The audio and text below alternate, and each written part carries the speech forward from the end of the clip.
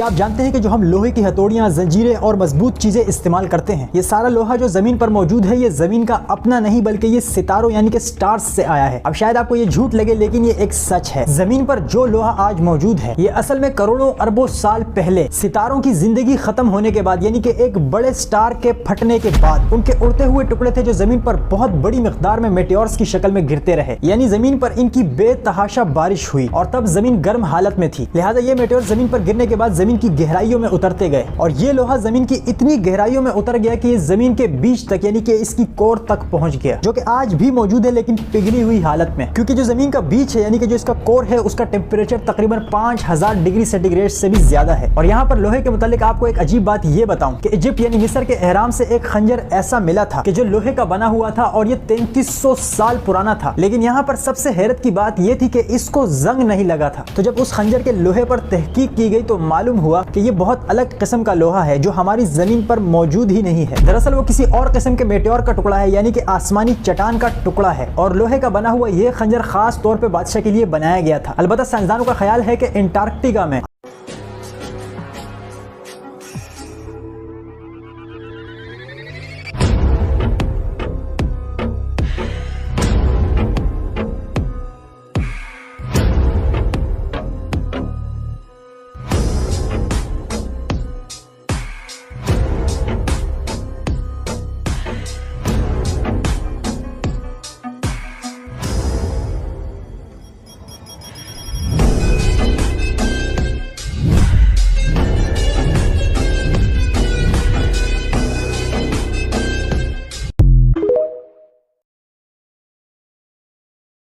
आज से करीब 4500 साल पहले इजिप्ट में एक ऐसा अजूबा बनाया गया था जो आज के दिन भी दुनिया को हैरान कर देता है। दर्जनों मिस्ट्रीज और 45 सदियों पहले की इंजीनियरिंग के राज से भरे ये हैं the great pyramids of Giza. Egypt में टोटल 118 पिरामिड्स मौजूद हैं जो पिछले हजारों सालों से कई खतरनाक तूफानों और दर्जनों अर्थक्वेक्स को भी टक्कर देकर बिल्कुल सही सलामत खड़े हैं।